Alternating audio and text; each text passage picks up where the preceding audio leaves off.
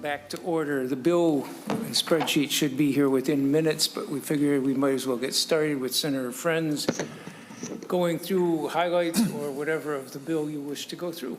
Well, thank you very much, Mr. Chair and members. Thank you also for your patience. I'm very proud to bring before you the Pension Omnibus Bill, Senate File 2884. Mr. Nauman had offered to do a brief walkthrough of the spreadsheet, Mr. Chair, but I'll give you the highlights. We are going to do great things with this bill for our educators, for the people that keep us safe, and make changes to the pension system that will provide support, reliability, and a longer-term perspective. I want to say thanks to the staff and to the Pension Commission members. We met for about 3 hours tonight, and a lot of bipartisan support for a lot of these provisions. With that, Mr. Chair, the only thing I want to highlight before Mr. Nauman comes up is the pension benefit improvements for educators and for public safety. For those that keep us safe, police, fire, and paramedics. The parapolice and fire decreases the COLA delay by 1 year and will increase COLA by 3% for calendar year 2026. So these folks are going to get a COLA increase right away, and then building on that, COLA would be 1% in 2027 thereafter. Provides direct state aid in the amount of $17,700,000, Mr. Chair. For the state patrol, they'll increase their COLA across the board to 1.25. Mr. Chair, that costs about $2.3 million annually. And for our educators, I'm proud to be a son of 2 teachers, significant improvement to career rule, changing the way that the retirements are calculated, the age at which they can retire with unreduced, and essentially reducing the penalty percentage after the age is reduced from 62 to 60, from 6% to 5%. Teachers have a skin in the game here, folks. They are agreeing to delete all the exemptions to the COLA delay, and Mr. Chair, the appropriations are there. I did talk to Mr. Nauman earlier, and with that, Mr. Chair, I would ask if Mr. Nauman's available to do a walkthrough. That's appropriate. I have the spreadsheet, and I don't need it if you don't. Senator Frentz, Mr. Nauman is going to be here shortly, and apparently he's here right this minute, matter of fact. But we do not have the spreadsheet yet. Yes, we do.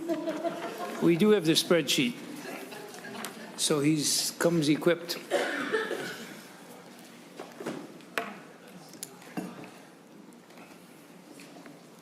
So we will distribute the spreadsheet, and Mr. Nauman will start as soon as he is ready.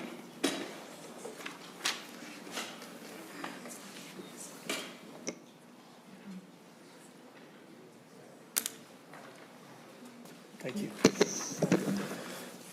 Mr. Chair and members, it's been an eventful evening.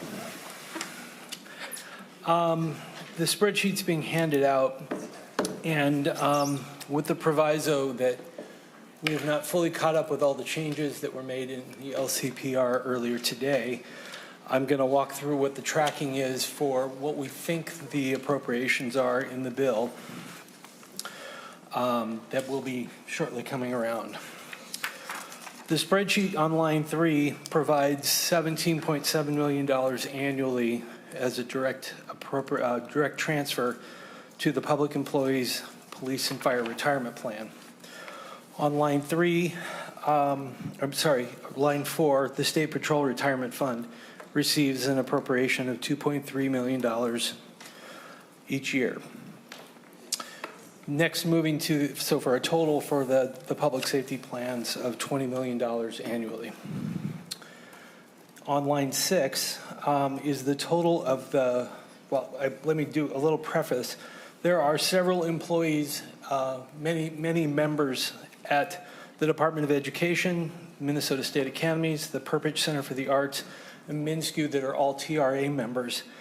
And I'd like to say thanks to MMB last night for working through these, identifying the proper number of members, and then thus helping us figure out what their correct appropriation is to pay those agencies for the increased cost associated with these changes in TRA. And so a total of $569,000 annually is appropriated to those agencies for the corresponding costs as employers. The remaining TRA costs are paid for by the school districts and a decision has been made to make an adjustment to the school payment system in the form of a pension adjustment revenue stream to provide school districts with additional resources. That's $36.8 million in 26-27 and $39.3 million in 28-29. The question has come up both in the LCPR as well as outside official meetings with why there is an amount that's lower in 26 than there is in 27. And the reason for that has to do with the vagaries of school finance, which provides, makes payments to school districts on a 90-10 schedule. So there's 90% paid to school districts on the front end, and then they're lagging 10% in the next year that just keeps rolling forward. That said, the payments to, by the employers will be, the school districts themselves are the ones that are responsible for making the payments. So in total, they'll be making it'll be a $20 million payment. It's just that the payments back to the school districts from the state is at a lower number. And then there's some COLA adjustments that affect the legislator's retirement plan. There's very few members that are still in that plan. Those that are will receive a little bit of a COLA adjustment, and that's $45,000 in 26-27 and $140,000 in the tails. So, Mr. Chair, all in all, the total appropriation in 26-27 is $77.9 million, almost $78 million, and in the tail it's $80.6 million. And the target in the global agreement was 80 and 80. It's slightly over in the tails, but on a four-year basis, it's well within the target. Thank you, Mr. Nauman. Questions from the committee on the spreadsheet or on the bill? We don't have the bill yet, and we will be getting it soon. It's apparently here, but waiting for copies. Discussion of the bill for those who may have questions before it's here. Senator Pratt, go ahead. So thank you, Mr. Chair. So for those of us that were watching and trying to follow along online with the Pensions Commission, will we have all the new engrossments, or what are we expecting when we get the bill back? Ms. Stengel. Mr. Chair and Senator Pratt, it's my understanding that the Pensions Commission has created a delete everything amendment that incorporates all of the amendments that were adopted by the commission this evening.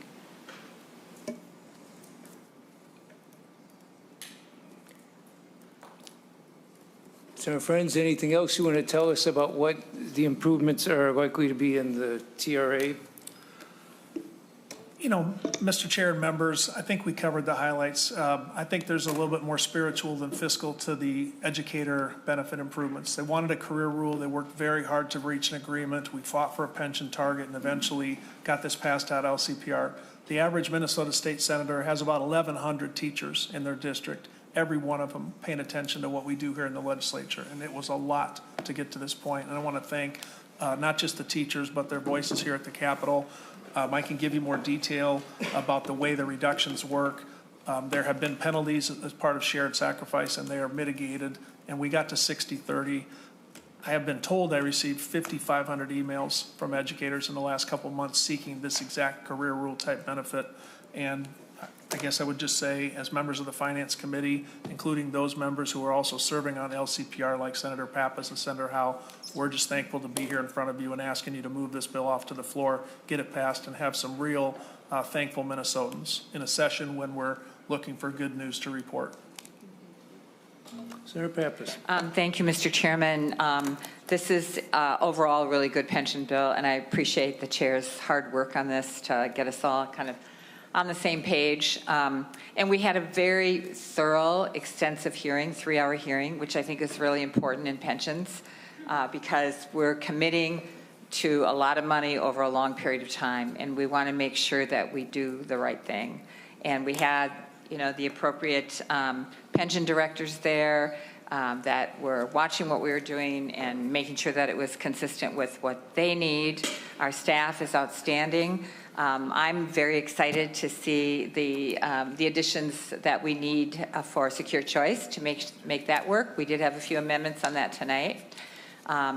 I am a little bit nervous about TRA, and we'll be keeping a close watch on them and on their sufficiency. Hopefully, the markets stay really good over the long term, at least. I am disappointed, as I expressed to the chair and to the Pension Commission, that St. Paul teachers are not included in this plan. But I had some very nice conversations today with all the stakeholders, and I hope that we can make an adjustment there in the future. Thank you, Chair Frentz. Thank you, Senator Pappas. Mr. Chair. Senator, Mr. Nauman. Mr. Chair, I had a chance to visit with Ms. Linczewski, and we believe that there are no changes associated with the amendments that we're taking in the LCPR that would affect the appropriations. So with that comfort, I think the appropriations that we just walked through probably do in fact reflect the appropriated values for the contents of the DE when we eventually get it. And I'm told the DE is now posted online. It'll be about 10 minutes till we get copies. 10 more minutes. So, Senator Frentz, unless you want to tell us wonderful new things, or No, Mr. Chair. Oh, sorry. Senator Pratt may have a comment or question. Well, thank you, Mr. Chair, and you know, somebody who doesn't sit on the Pensions Commission and was trying to follow online, I guess my question, Senator Frentz, is to follow up on Senator Pappas, is why weren't St. Paul teachers? I think, you know, I was talking, I think I've got some retired St. Paul teachers in my district, and what do I tell them? Mr. Chair, Senator Pratt, one of the toughest discussions we had was over the TRA approval by their board of the absorption of the additional money. So just in simple terms, the educator benefit comes from $20 million a year in state funding, and the TRA board's willingness to absorb part of their sufficiency, if you know that term. They absorbed about half of it in order to make this happen. And in that board meeting, Senator Pratt, we told TRA they would get the full $20 million. If we would have taken away from that to provide what it would have been roughly $1 million to St. Paul teachers, we risked them not approving it in the first place. And of course, this is a shifting of $1 million a year from one group of teachers to another. So it wasn't simply an amount of new money to the benefit of St. Paul teachers, would have been to the detriment of those teachers in TRA. Having said that, I gave my word as the chair that we will be speaking with our good friends, the St. Paul teachers, next year, and not to speak for any other groups, but I'll just say other stakeholders felt the same. We had also the question of what is the value, and St. Paul teachers, outstanding members of the education community, already had a career rule, so it was the case that we wouldn't be providing them something that they didn't already have, even though we would have been potentially able to reduce the cost. So what I'd tell them is that they have a marker from the Senate pension members of both parties, and I would understand their frustration. They could have got a little more, but I hope that they would look at it this way, because teachers are all in the same family. They helped make it possible for, if not a historic, one of the most significant pension benefit improvements in about a decade for teachers, and so we owe them. Senator Pratt. Thank you, Mr. Chair, and you just touched on a question I was going to ask in a little bit, but since we've opened up this door, why not? You talked about the absorption of part of the cost, and I appreciate that you took the bill that Senator Nadeau and I, or Representative Nadeau and I, worked on as you know, as part of this bill, and I think it's important that we give teachers an opportunity to retire early. I've talked about my mom, who ended up retiring at 62 as a breast cancer survivor. She decided that she needed to take care of her health, and I'm glad she had that option to do so. But when I hear the word absorption, what I fear is that we're talking about then underfunding or undercapitalizing the pension fund. That the pension fund is going to be eating up half that cost, and that's going to fall back on the younger teachers in school districts at some point in time to make up that lost cost. And if we're not doing it here, when will we be making those adjustments? And and making them hit that fiscal cliff. Senator Frentz. Thanks, Senator Marty. Thanks, Senator Pratt. Glad to report that what we're talking about is a portion of a sufficiency. So sufficiency is the term we use to say we're collecting a little more than we need. And in this case, the sufficiency was reviewed by the TRA board, and they said, in exchange for providing this benefit, we're willing to take this, I guess, Senator Pratt, you might consider it a slightly increased risk that they'll start going the wrong way. Couple things to that point. That's true. It would have been a slightly more conservative move to say we won't fund anything out of the sufficiency, and then we couldn't have got this benefit, and then we would have our 83,000 educators and the retirees and those that want to be teachers asking, hey, we could have got a way more better career rule, and now we're not getting it. So you weigh the benefits to the teachers that are teaching our kids against the slightly increased risk to the fund. I'd also add, since you mentioned it, Senator Pratt, that just yesterday, the State Board of Investment was recognized in the Star Tribune. They, of course, invest our TRA funds and have had above average success outperforming a lot of other states. So I like to look at it this way, my financial industry friend. We have just as much chance that they will grow the sufficiency through successful returns and management as we will that we have other problems. But it's a fair point. About 0.24 is the amount the sufficiency would eat into it. So running ahead, but this makes us run a little less ahead. Senator Pratt, go ahead. Thank you. And what is, I guess, where are we at on the balance in the TRA fund as far as solvency? Are we 100% funded? Are we 90, 80? Mr. Chair, Senator Pratt, thank you for that question. I just happened to take a look at that. I believe we're at about 80.1%, a good improvement since the shared sacrifice bill of 2018, but other funds are slightly higher. I see Ms. Lincheski, our outstanding nonpartisan director, smiling because I remembered that number. And so we have room to grow, but maybe a better way to express it, Senator Pratt, is that we were on a course to be fully funded by 2048, thanks to the outstanding work of Senator Rosen and the 2018 LCPR. Give or take, the testimony tonight was we're now on course to about 2043. So if we were going to pay off this house by 2048, present projections are we're going to pay it off about 5 years early. Senator Pratt, continue. Thank you, Mr. Chair. So Senator Frentz, if we were on pace to catch up in 2048 and we were able to move that down 5 years, and now we're absorbing some of what would have gone to increase the solvency of the plan, how long does that extend that out? Does it extend it out 2 years, 3 years? Senator Frentz. Thank you, Mr. Chair, and thank you, Senator Pratt. Glad to report that question was asked. Of course, it's an actuarial study that you would do. My guess is it extends it out about a year, but I'm only doing that on primitive math based on the size of the sufficiency, the chunk we're taking out of it. And I don't have any finance degrees and certainly don't know any actuaries other than the ones that work for the LCPR who are outstanding. Senator Pappas, did you? Bless you. She's in. Senator Dames, while we're waiting.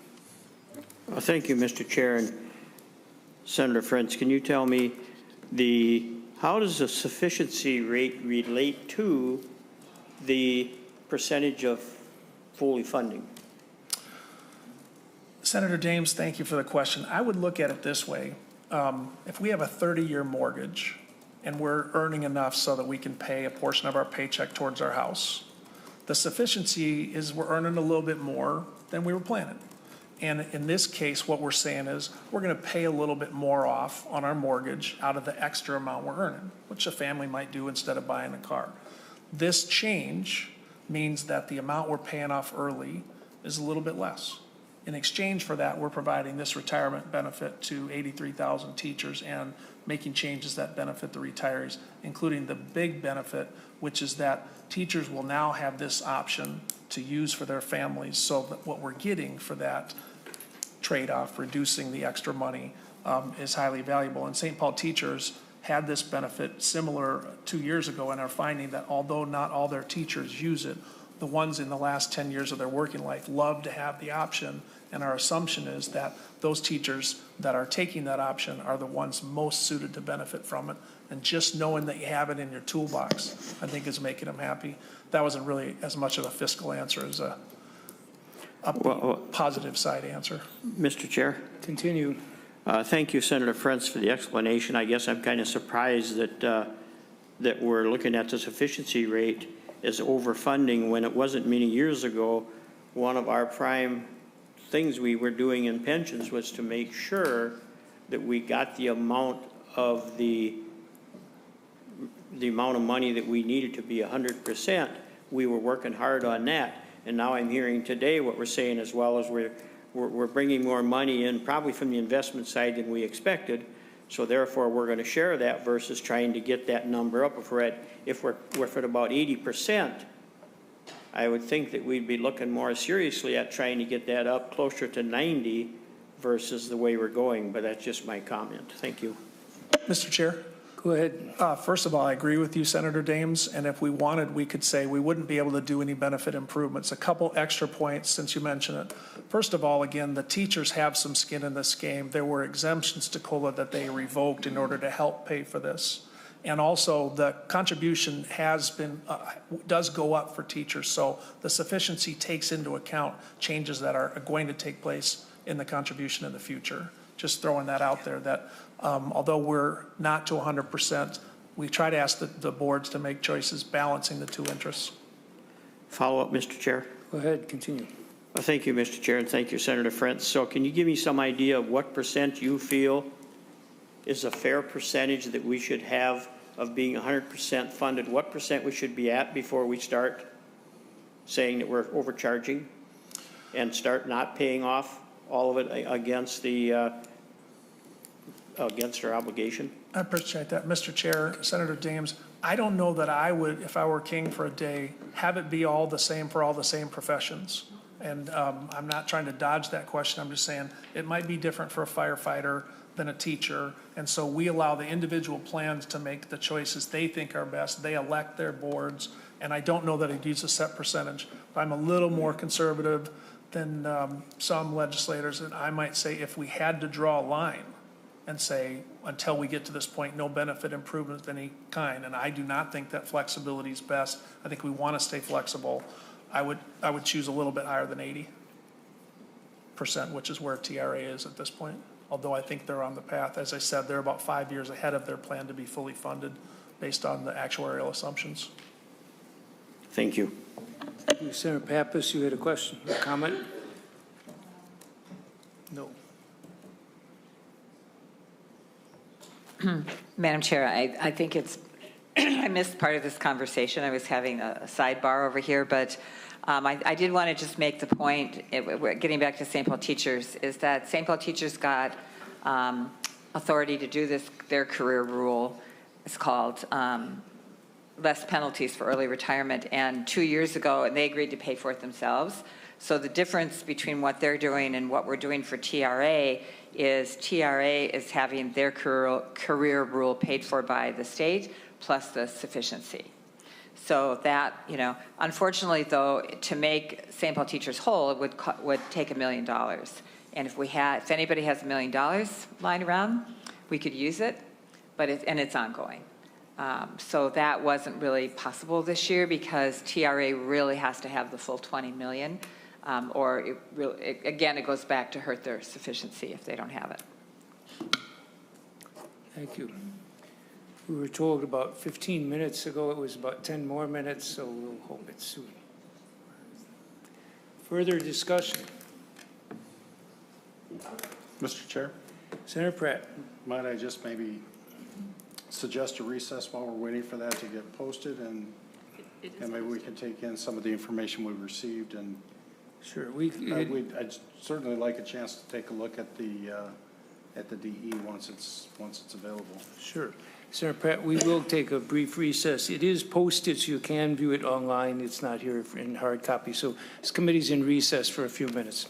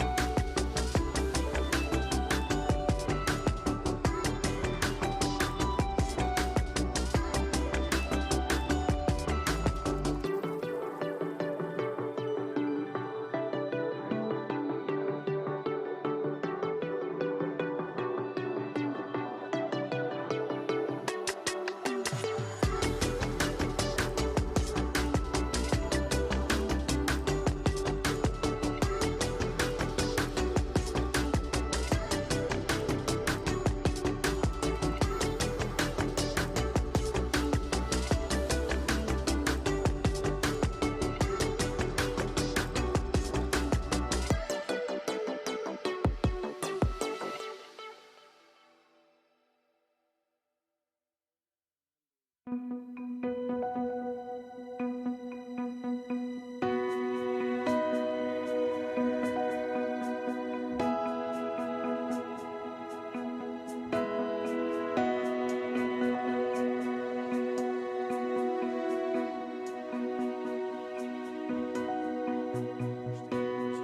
amendment that was put forward, the A14 amendment that had something to do with blinking off some of the triggers we had. I was wondering if Senator Frentz could explain it, and it's my understanding that that amendment could have some fiscal implications, so I'd like to understand it better.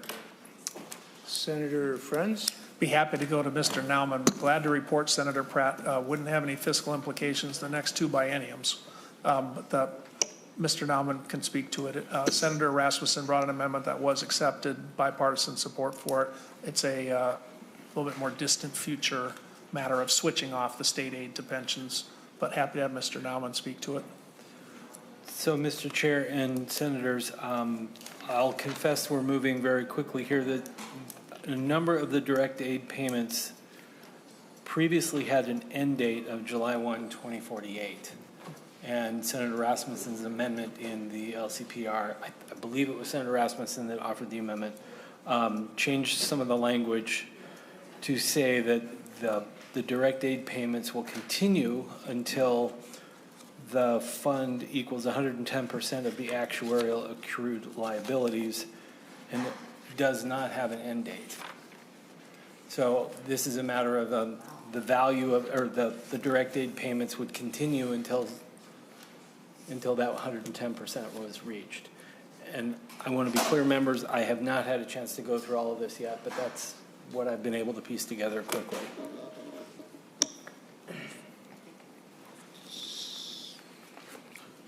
Senator Pratt or Senator Frentz? Thank you, Mr. Chair. I'm just trying to, I had to refresh my screen to get the DE up.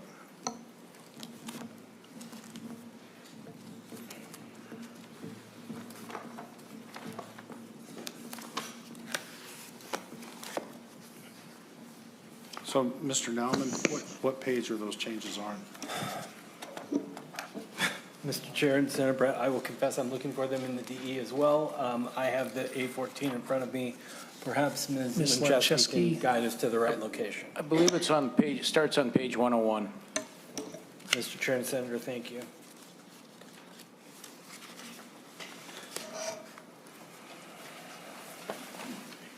Let's see if Susan wants to. She doesn't have to use these. So, Mr. Chair and Senator Pratt, an example of that would be on line 103, on page 103, where you see the July 1, 2048 is stricken.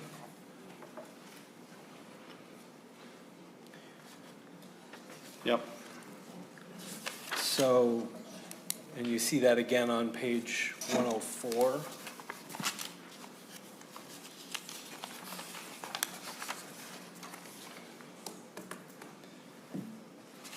So I suppose the fiscal policy question is that what the legislature would like to do?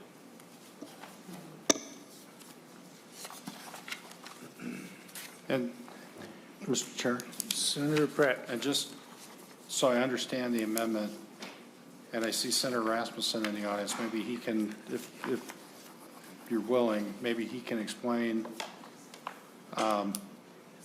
what this is doing. That so we're funding these until they hit 110% of their accrued liabilities, and then there's no longer any state funding. They're just continuing to increase based on their returns. Mr. Chair? Senator Frentz? Senator Pratt, I'd be happy to have Senator Rasmussen come forward. Let me take a stab at it. So we had already in statutes when the state aid would click off. What Senator Rasmussen's done is extend that and 10% more funding. You could debate how many years in the future. The only testimony we had, there'd be a long time before this mattered, but also make it more consistent. There were different funding statuses for that to blink off, and now they'll all be the same. Thank you. Senator Rasmussen? And thank you, Senator Frentz. And Mr. Chair, if I might, it looks like it's more than just crossing out a date, and that's why I asked. Oh, hello, Senator. Hello. Go ahead, Senator Rasmussen. Thank you, Mr. Chair, and thank you, Senator Pratt. So one of the concerns that has been brought up over the past previous sessions by members of the Pension Commission is the practice of, as funds get close to 100% and perhaps losing their state aid, they will do things to avoid hitting that 100%. And so the intent of the A14 that was offered in the LCPR is to remove that incentive to try to avoid 100%, to allow hopefully these funds to eventually become fully funded. And so that is what happened. And so there's no fiscal impact in the current biennium or in the traditional planning biennium. But in the future, you could see this have an impact on direct state dollars going into pension plans in Minnesota. I also ask if Ms. Winchesky wants to be at the table as well for questions. Not sure she wants to. Yeah, I'm not sure she does. Senator Pratt. Thank you, Mr. Chair. And Senator Rasmussen, it's interesting. Can you maybe give me a... Mr. Chair, I wonder if Mr. Anderson might be an even better choice to come up and speak to this because of the deal that was made. And here he comes without even a blessing of the chair quite yet. But a big smile on his face. I can't help notice that for the record. He does look like he wants to be there. Okay. Well, thank you, Mr. Chair. And you know, Senator Rasmussen, you talked about strategies to stay under 100%, where I would think the incentive should be that we want to decrease the amount that our employees in our states and school districts and everybody else are paying in order to and allow the returns to cover the increased liabilities. And I'm just kind of curious on what you saw that motivated you to take this on. Were there any specific strategies that you saw that this will be mitigating? Because at some point we might have the same problem as plans start to reach 110. Senator Rasmussen. Thank you, Mr. Chair. Thank you, Senator Pratt. In pensions, you'll see two different types of levers used. One is you'll see employee contributions go down as they get close to 100%, or you'll see a benefit increase to avoid that 100%. We do have some of our larger statewide plans that are nearing that 100% mark. And so I thought this would be a prudent time to have that conversation discussion, and happy to turn over to Mr. Anderson with Para if you wanted to share any insight. Mr. Anderson, welcome to the committee. Thank you, Mr. Chair. And I just would like to maybe take the opportunity to make a distinction here, and I know staff is working on an issue, being aware of this, that there's a distinction that in our police and fire plan, there is direct state aid. There's two different forms of payment that come from the state, two different amounts. Each are $9 million. Each have different blink-offs, depending on the funding status. Not just, in one case, not just of the police and fire plan, but also tied in with the MSR state or the highway patrol plan. So those have some differences. The para police and fire plan is 90% funded, not expected to improve very rapidly, so it's a bit of a distance away from this being a concern there. But I do want to take the opportunity to note that separate from the state aid, there is in our general employees plan an employer contribution, an extra 1% employer contribution that is put into existence to help the plan get to a full funding. And that is supposed to turn off when the plan reaches 100%. I know that was included in the amendment to change to 110%, but separately in the bill is a change where we were making that go from 100% down to 98%. And the reason for that was that in the general employees plan, we have a proposed change to increase the post-retirement increases for retirees in that plan. And the cost of that was coming from the plan. So since the cost was coming from the plan, that would normally slow the improvement of the plan. That plan is 89% funded, and it's expected to be fully funded by the year 2034. So it's in a good place. It's progressing towards full funding. So what our board proposed and what's in the bill is that post-retirement increases are raised, and that slows the progress towards full funding, delays it 2 years. But what we didn't want to do is have the employer's extra 1% contribution continue on more than it normally would have. So we looked at that 100% full, 100% target, reduced it to 98% so that their extra 1% contribution would not be extended as a result of providing these other increases. So I think there's a distinction between state aid versus specifically in our para general plan, that extra contribution coming from the employers to get the plan fully funded. So I think we have a discrepancy about raising that limit to 110% in one place in the bill and lowering it to 98% in another place in the bill. And I think there's an attempt to resolve that. Makes sense? Senator Pratt? So, Mr. Chair and Mr. Henderson, so I thought I heard Senator Frentz say that this helped bring us into the plans into alignment. What you're saying is even with this amendment that's been adopted and not having had a lot of time to look at it, we still have differences between different plans then? Mr. Anderson. Please identify yourself for us too, Mr. Anderson. Yes, Mr. Chair. I'm Doug Anderson, Executive Director of Public Employees Retirement Association. And Senator Pratt, yes, that's a unique feature that's in the para general plan is the additional 1% employer contribution. So I don't know how long ago that was put into place, but it was put into place specifically to help that plan reach 100% funded, and it would be turning off at 100% funded. It's only with this recent proposed change that we felt it was appropriate to reduce that from 100% to 98%. But that's a unique feature to the para general plan is the additional employer contribution. It's different than the state aid amounts that may vary by plan. Senator Pratt. Thank you, Mr. Chair and Mr. Anderson. So to the purpose of having the amendment, you've now lowered that blink off on the employer contribution of 1%. Isn't there some incentive then? If what Senator Rasmussen is saying is we want these funds fully funded and we're going to continue to support them in the, are you saying that once you hit 98%, you'll be able to blink off the 1% additional, but you'll still continue to grow to 100%, and we're not going to see the increases in that would help keep you below that 98%?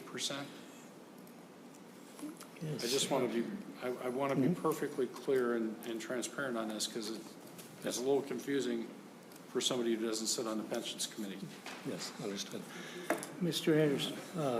Mr. Chair, Senator Pratt, yes. So with the para general plan is 89% funded and expected to reach full funding in the year 2034.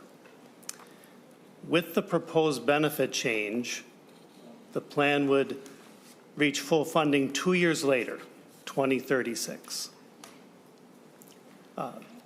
If there is no other change in the bill, that would mean that the employer's additional contribution would have to continue for 2 additional years. And that wasn't the intention. So in order to have it blink off at the same expected full funding date, the 2034 projection, we lowered the threshold from 100% to 98 because that's when the plan is expected to reach 98% funded. In other words, it's really attempting to not have the employer contribution continue longer than it was initially going to be. So the post-retirement increase for the general plan members, which applies to retirees, current retirees, and future retirees, slows the pace of full funding by 2 years, but allows some of the contribution that these members have been paying to help improve the fund get back to them before having to wait when the plan gets fully funded. Thank you.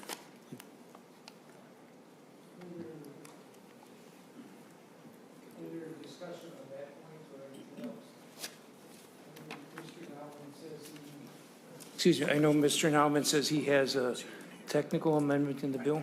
It's technical if you want to do it now, Mr. Chair. I can give it to you. I think it's right here. Go ahead. So, Mr. Chair and members, I think the preferred approach on page 90, line 19, when making appropriations to the Minsky system would be to make the appropriations to the Board of Trustees of the Minnesota State Colleges and Universities. So if that were desired by the committee, the amendment after the second "the" would be insert Board of Trustees of the, and that's all you need. Page 90. Page 90, line 19, Senator Pappas.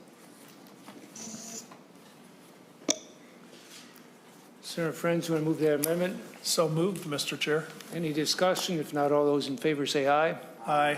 Opposed? Senator, yeah, someone needs to offer the amendment. Senator Frentz did. I said, Senator Frentz, you want to move the amendment? I don't believe I have moved the amendment I itself thought yet. you, oh, Yeah. oh, you have not moved the underlying amendment. Okay. Senator Frentz moves the DE2 amendment, and then you can just incorporate that in the amendment. So then we don't need to vote on it at this point. Is there further discussion on the DE2? If not, all those in favor of the DE2 amendment say aye. Aye. Opposed? Aye. Motion prevails. On the bill as amended, further discussion. Mr. Chair. Senator Pratt. Thank you, Mr. Chair. Our staff is still working through this, and I'm wondering if there's a conflict in Article 2, Section 6 on page 13 and Article 16, Section 3 on page 102. I'm going to ask nonpartisan if they can look at those two references. Apologize, Senator Pratt, can you give that to us one more time on page 13? Page 13. So Section 6 on page 13 and Article 16, Section 3 on 102.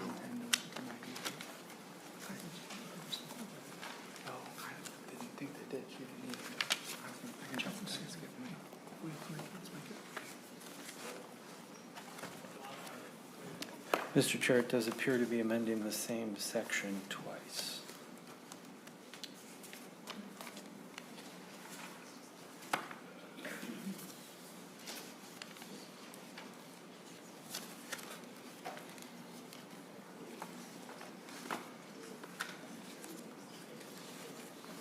Doesn't it look like that way to you? And one of them has one Yeah, 10% in it. Yeah, Mr. Chair.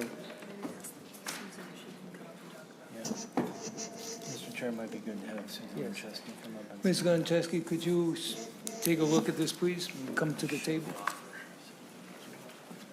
Can you come to the table and look at this? Apparently the same section being amended on page 13 and 102. And it looks like one of them has one 10% and the other one 98%. This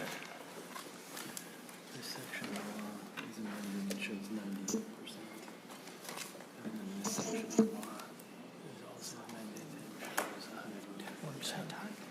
110%. Go ahead, Ms. Goncheski. Chair Marty, my name is Susan Lanchesky. I'm the Executive Director of the Legislative Commission on Pensions and Retirement. What we have is a conflict, obviously. So the question is 110 or 98? Mr. Anderson just went through the reasons why the 98 is the appropriate amount. And keep in mind that this is coming from counties and cities as compared to the state, which is where the state aid is sourced in. So this is an arrangement that I think has been worked through by Mr. Anderson, and the point is to keep the cities and counties from not having to continue to pay this supplemental employer contribution longer than was sort of agreed upon. So that's the distinction here. The other 110s are fine, they're state aid. Those are consistent with what Senator Rasmussen was talking about there, but this other one has to do with a different sort of agreement, and it is coming out of a different pocket. Mr. Chair. Mr. Chair, Senator Pratt first and Senator Howe. I'll let Senator Howe go first. Senator Howe first.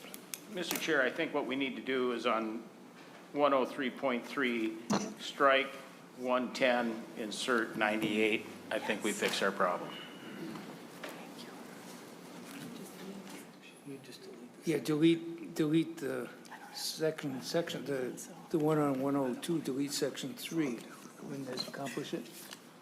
I think the whole section's a duplicate, except for the 98 versus 110. Mr. Chair, that kind of goes to my question. Ms. Linczewski, could you help here? Yeah, so we had a DE that had this provision with the 98% in it, and the post-retirement adjustments, the COLAs that Mr. Anderson was talking about. Tonight in the Pension Commission, the 14A was brought in and adopted. We did not have an opportunity to reconcile these two, so they are identical, I believe, but for the 110 and the 98. And the appropriate number is the 98. That was part of this agreement that was sort of worked through relative to the COLA change. Ms. Stengel. Thank you, Mr. Chair. I do think it's appropriate to delete one section or the other, but I think if Ms. Linczewski might comment, is it better to have the section up here in Article 2 or Article 16, and then one has an immediate effective date? If there are thoughts on which article it should go into and whether the immediate effective date is appropriate. And then we can sort out what the amendment would be. Thank you, Chair Marty. The effective date is pretty much irrelevant to this issue. This is off in the future when this is going to make any difference. So I don't have a copy of the engrossment, so I wouldn't know which article to put it in. But again, once it hits the revisor and it's codified, it's not going to make a lot of difference. Either one is probably appropriate. Here it comes. You have to read section 3 on page. So, Senator Frentz, I'm assuming from what I'm hearing that you would delete section 3 on page 102. I think that makes the most sense, Mr. Chair. So then you would have the 98%, and she's saying the other two don't matter. Senator Pratt, you were the one who raised the issue. Yeah, and Mr. Chair, I'm kind of confused because in one instance I heard Ms. Linczewski say that they were two different pots of money and two different thresholds. If we delete the section on page 103, is the net effect on doing what was passed in the Pensions Commission then? These are not, when she was saying different funds, these are the same fund, these two sections, they're Okay. duplicate. Yep. But, I mean, so we're not undoing what was done in the Pension Committee? Yes, Senator Pratt, Chair Marty. My distinction there was between the state aids, which was really, I think, the focus of the 14A amendment, as compared to these supplemental employer contributions. So again, it sounds to me like we have identical sections, but for that one number change. And so the question is what number is appropriate? As Mr. Anderson was just explaining, I think, the 98 is appropriate. You could get rid of the entire section then that has the 110 in it. That would be an option. Got it. Thank you. Further discussion on the Friends Amendment to delete section 3 on page 102. If not, all those in favor say aye. Aye. Opposed? Motion prevails. Further discussion on the bill. Mr. Chair, Senator Pratt. are you going to be taking commentary?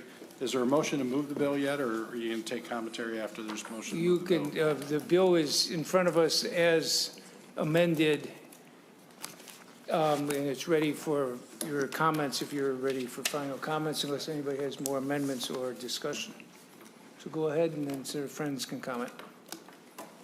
Mr. Chair, I think I've said all the things I want to say. This is a bill that will do some great things for a lot of Minnesotans, and asking members to vote favorably on it. Happy to answer any further questions, but the motion would be to pass it as amended, assuming all our amendments have been adopted. Senator Pratt. Thank you, Mr. Chair. Mr. Chair, I'm a little frustrated with the process that we've been seeing here at the very end of session. And from the people I've talked to, there's a lot of good work in this pensions bill, and I want to thank the Pensions Commission for their work on that. And what can I say? I'm really pleased to see that one of the bills that I authored make it. I thought Representative Nadeau did a great job of presenting it when I couldn't join him for the Pension Commission that night. But clearly a benefit for our teachers. I'm concerned that we've got a benefit that's not fully funded in this bill, that we're relying on the basically it's an unfunded liability that we're relying on the TRA fund to pick up. I'm concerned that we're finding mistakes like the ones we just saw, that we've been pushing our staff so hard.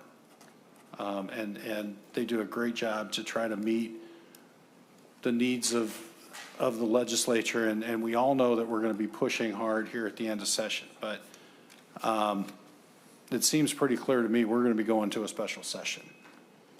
And I'm still struggling to figure out why we are trying to push through this bill on breakneck speed with the potential of having additional mistakes, errors, conflicts, whatever you want to call it, found as we go along. I mean, Mr. Nauman and Ms. Stengel came in out of breath. And as I listened to the Pension Commission, I heard two of our senators complain about the fact that here we were passing a pensions bill. They really hadn't had a chance to look at all the provisions. They felt like they didn't have the information they needed.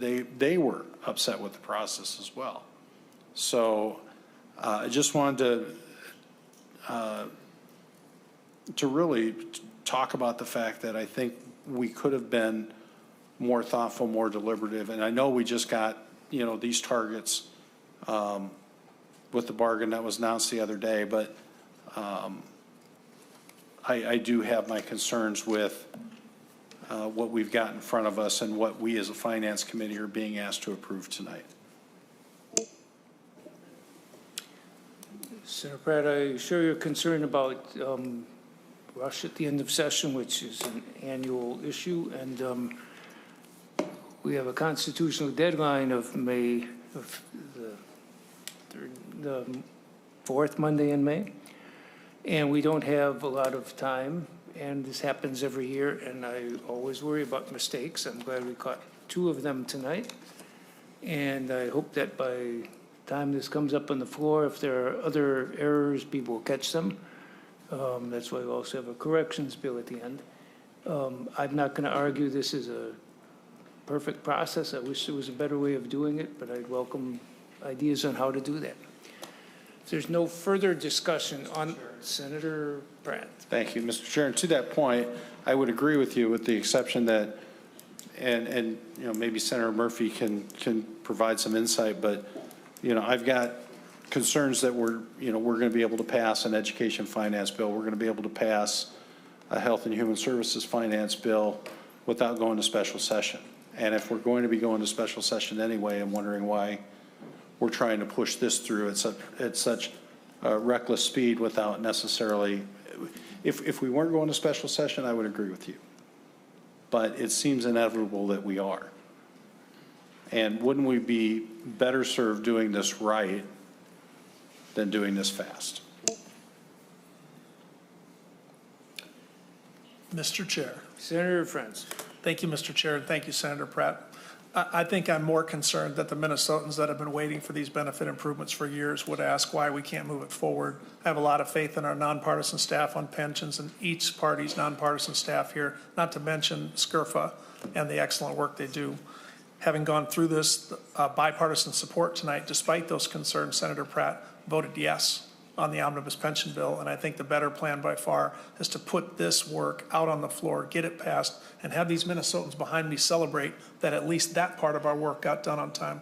I think members of the Finance Committee, the better move would be to vote yes tonight to make that happen and decrease the workload if there is a special session. Thank you, Mr. Chair and members. Further discussion? If not, all those in favor of the Senator Frenz's motion that Senate File 2884 as amended be recommended to pass, say aye. Aye. Opposed? Motion prevails. And with that, that's the end of the business for this committee tonight. We may have bonding bill or other business in the next few days. We will let you know if so. With that, this meeting's adjourned.